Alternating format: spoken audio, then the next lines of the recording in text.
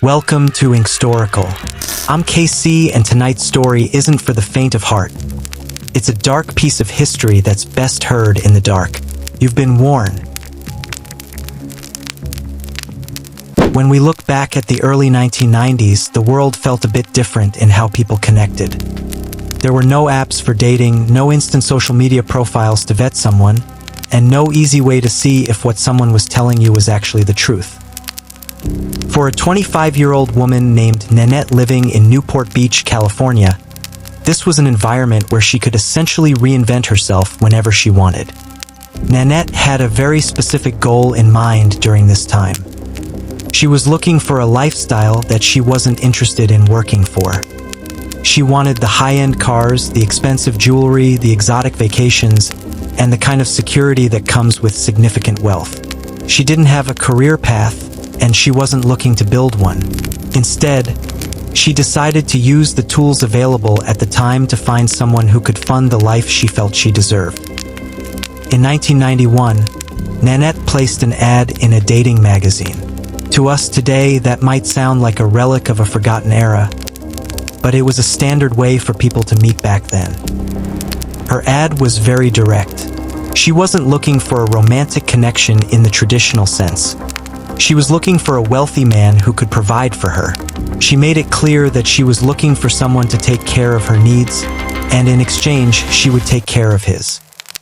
It was a transactional arrangement from the very start. One of the men who came across her ad was a 52-year-old named Bill. Bill was a successful entrepreneur who had made his fortune by inventing a medical device, specifically a blood filtration system. He was a self-made man who had built a comfortable life for himself. However, life isn't always just about professional success. Bill had recently gone through a divorce, and like many people in that position, he was feeling the sting of loneliness. When he read Nenetee's ad, he reached out. They met, they talked, and they seemed to hit it off. For Nenetee, the attraction was immediate, but it wasn't just about Bill.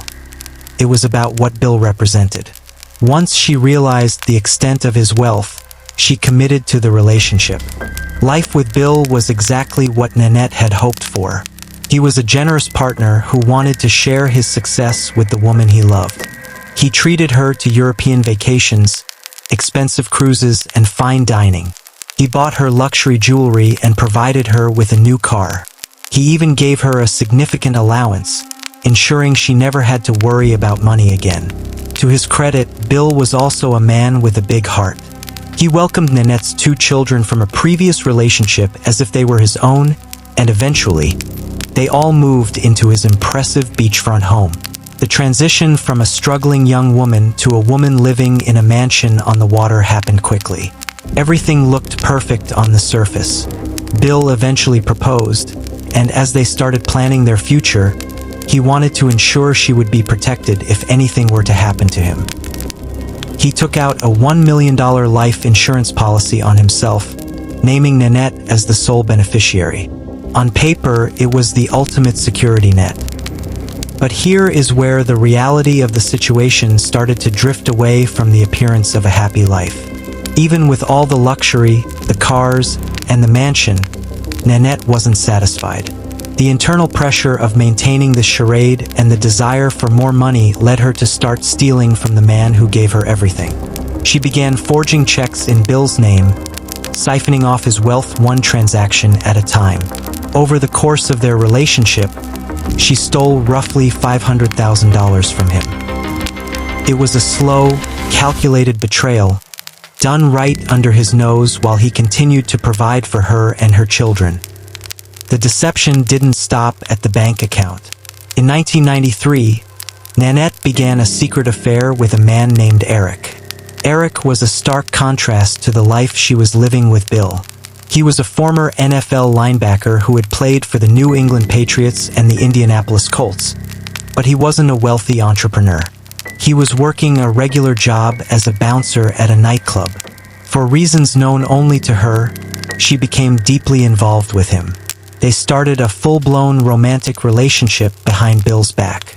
To keep Eric from knowing the truth about her domestic situation, she wove a complex web of lies. She told Eric that Bill was just a business partner. She claimed they were only sharing the house to save money and that they lived in separate rooms. The manipulation went even deeper. She told Eric that she was the one who was wealthy, and she actually took credit for the invention of the blood filtration device that Bill had created. Eric, having no reason to doubt her, believed her story.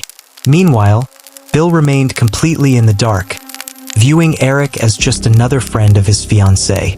Living in a small, tight-knit community or moving in high society circles often comes with a certain level of scrutiny, but when you are living in a mansion, you can often hide things behind closed doors. Nenetee was playing two different roles, and the stress of keeping these worlds apart had to have been exhausting. As 1994 rolled around, things began to shift from simple greed and infidelity to something much more dangerous.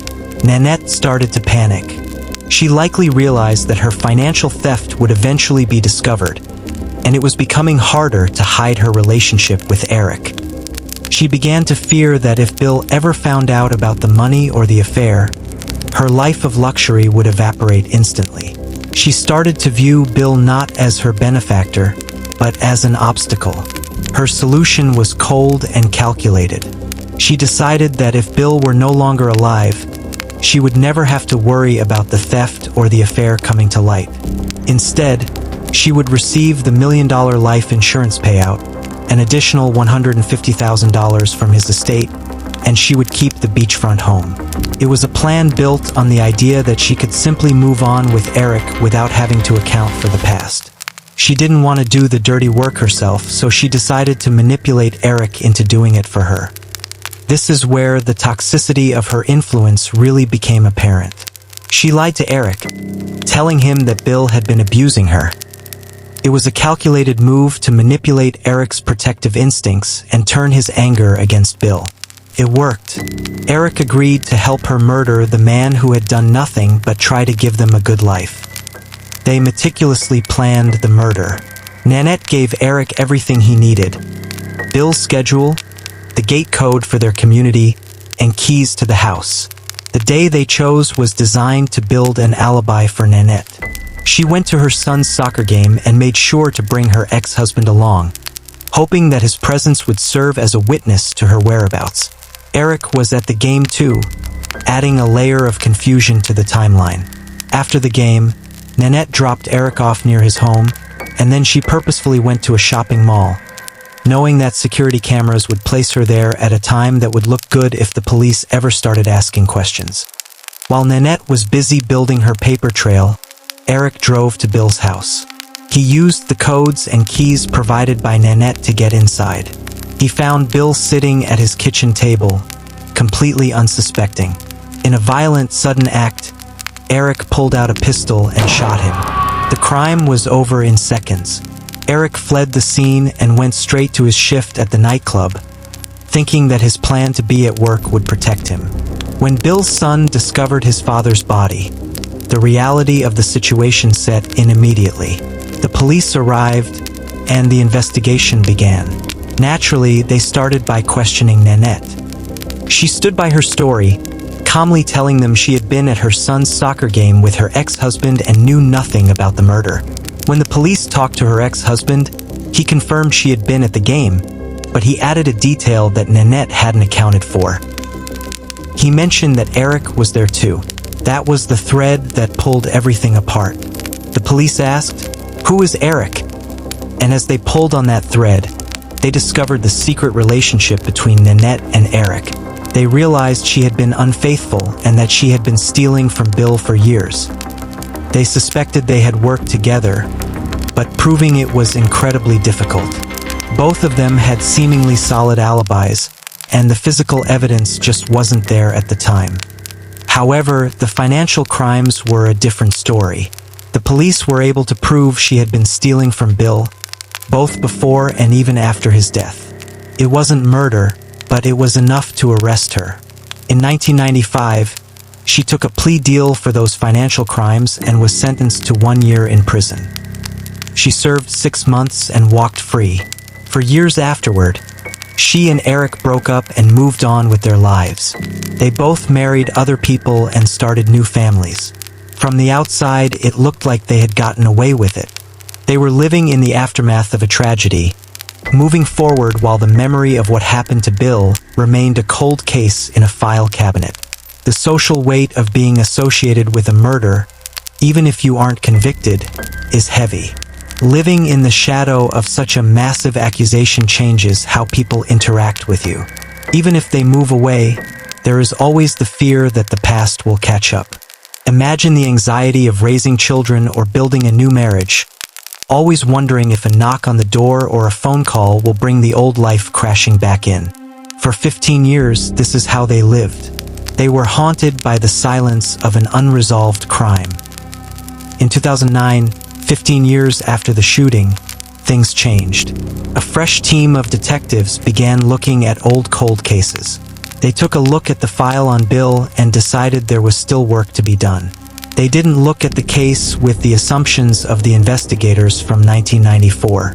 They looked at it with fresh eyes, interviewed witnesses who hadn't been fully questioned before, and utilized advanced ballistics testing that wasn't available when the crime first happened. These new technologies allowed them to finally connect the pieces that had been missing for over a decade. When the investigators finally had enough evidence, they moved quickly. Both Nenetee and Eric were arrested. The mugshots that surfaced in 2009 showed a version of them that was much older than the people who had walked out of the police station in 1994. The trial was the final act of this long, dark story. Eric was found guilty of murder and sentenced to life in prison. Nenetee, the architect of the entire plan, was also found guilty and received the same sentence.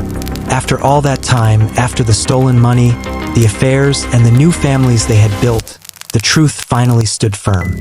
It is a sobering reminder that actions taken in the heat of a moment or in the grip of greed have a way of lingering. The lives that were lost, the families that were destroyed, and the decades of deception all culminated in a courtroom where the truth was finally revealed. For everyone involved, including the children who were caught in the middle of this mess, the aftermath of these crimes wasn't just about prison time. It was about the realization that no matter how far you run or how much you try to bury the past, there is no way to outrun the consequences of your choices.